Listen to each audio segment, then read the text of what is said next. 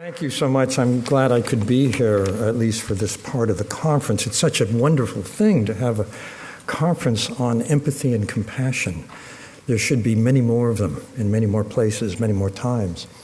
I'd like to talk about leadership and compassion, and I would like to expand our definition and understanding of both of those words. For me, a leader is anyone who has a sphere of influence. And we all do in our lives somewhere.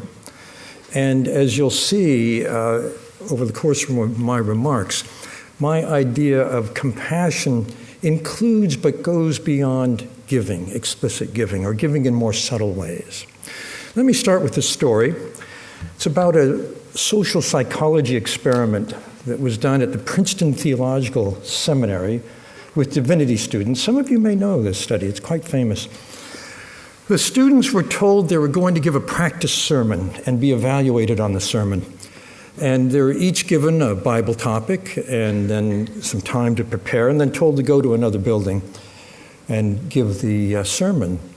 Half of them were given the parable of the Good Samaritan, the man who stopped to help the stranger in need by the side of the road. And the other half were given random Bible topics. Then one at a time, they go over to the other building. As they go over there, each of them passes someone who's bent over in pain and moaning. The question is, do you stop to help? The real question is, does it matter if you're pondering the parable of the Good Samaritan? Answer, no. It made almost no difference.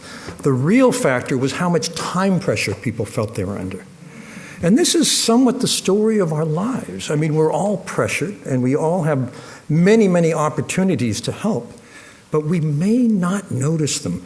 There is a spectrum that runs from first noticing the person and the need, tuning in, attuning, empathizing, understanding what's happening to the person from their point of view, and then, if they are in need, having compassion for them, and then taking action. Each of those is a distinct and separate step in a causal sequence.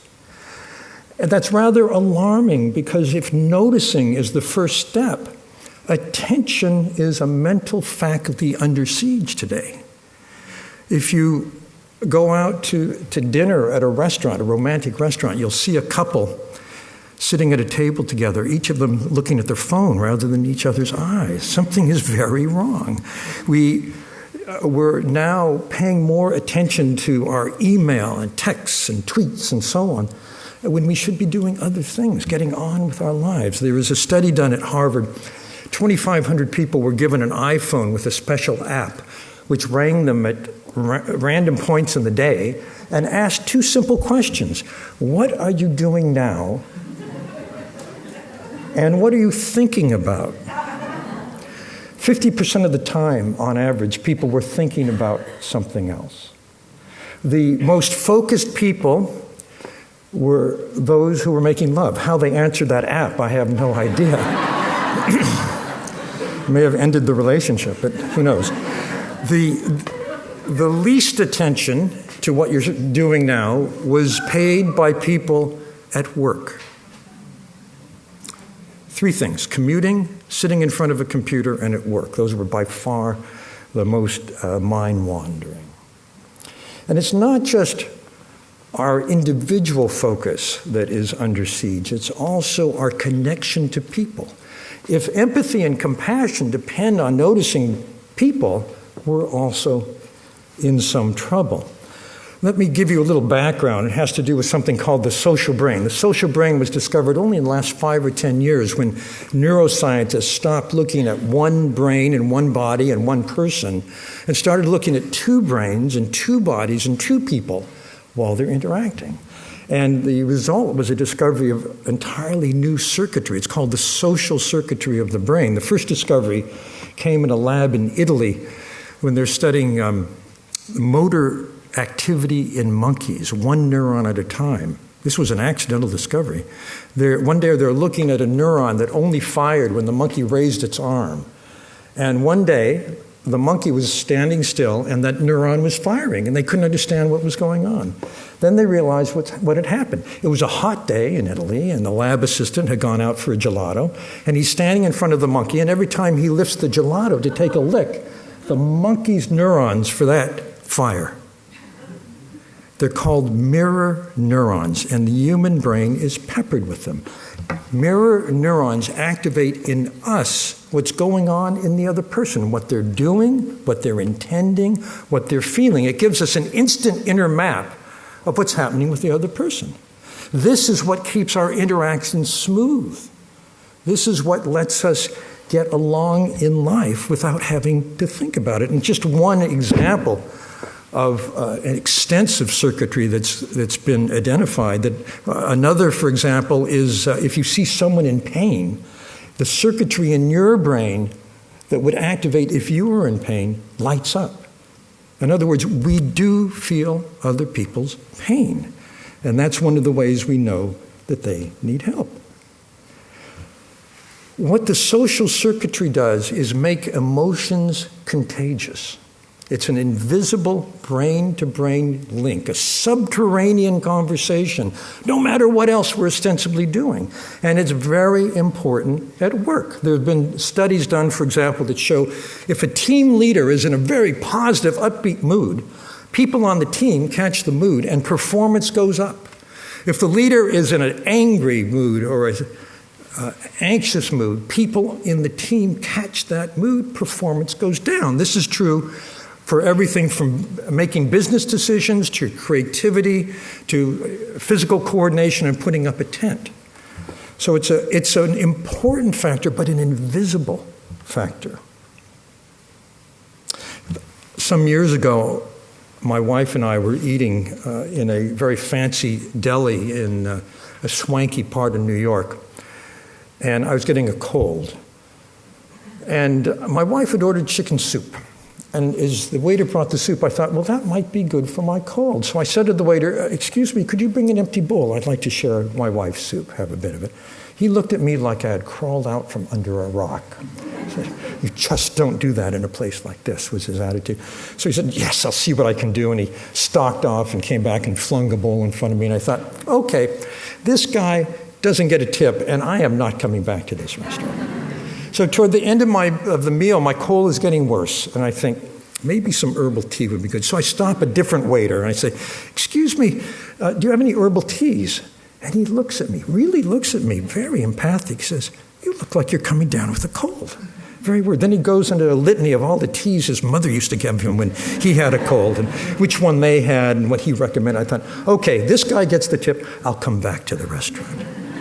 But the business bottom line here is that how each person in an organization, whether it's within the organization or where the organization interacts with its clients and customers, how they leave the other person feeling matters for business. It's very important. In fact, there's data on leadership and business results that looks at leadership styles, those that are based on really attuning to people and connecting with people, versus one called a pace setter, which is a leader who is hypercritical, who's very good individually but doesn't help people get better, who just judges people as they are harshly, doesn't try to develop them, gives failing grades, never positive grades.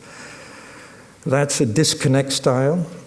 And then there's another, the kind of command and control leader, just order people, direct them. And those two styles, which are very disconnected, have a very negative impact on the emotional climate, as you would think. They also harm business performance. The positive styles, where a leader's very connected, do exactly the opposite. There are three ingredients of rapport. The first is full mutual attention. The second occurs as a natural follow-on from that.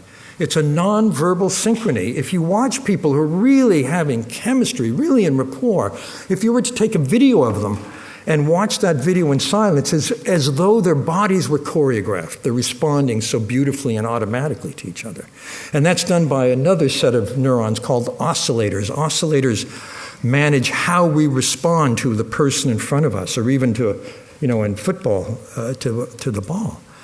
Oscillators are very important for the human species in history because they determine, consider this, on a first kiss, oscillators determine the velocity at which two skulls come together. And if they get it wrong, I think it would be the end of the human species.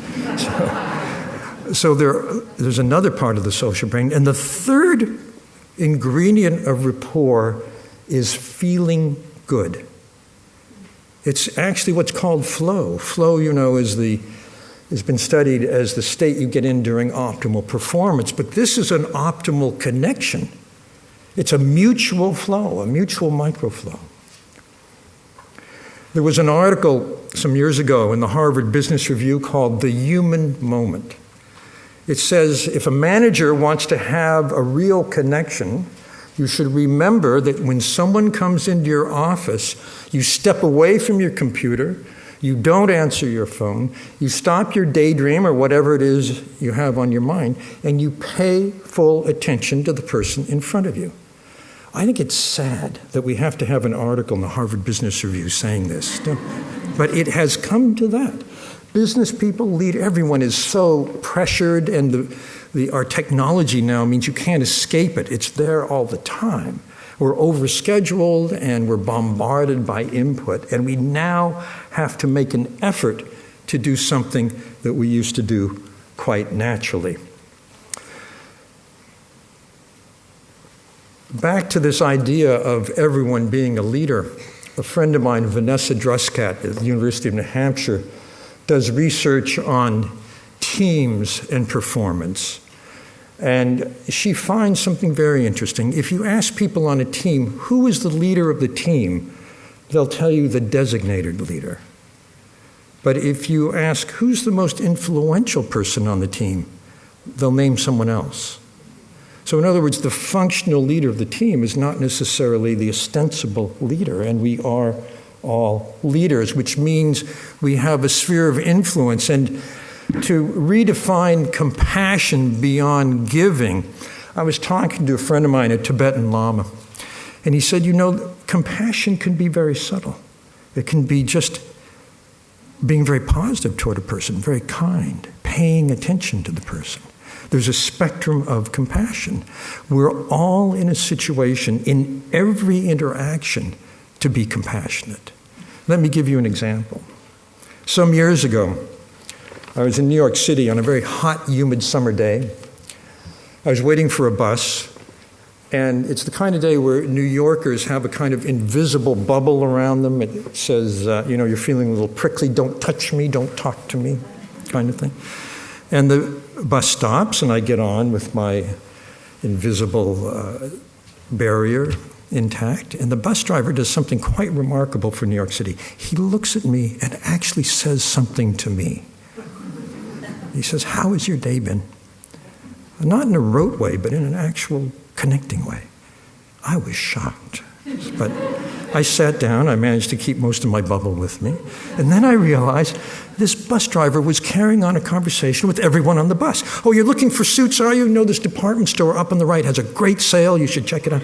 And did you see the Monet exhibit in the museum up here on the left? It's really wonderful. And the Cineplex up here. I know the movie in Cinema 3 got the best review, but I saw the one in Cinema 4 the other night. It's really wonderful. I really recommend." On and on and on.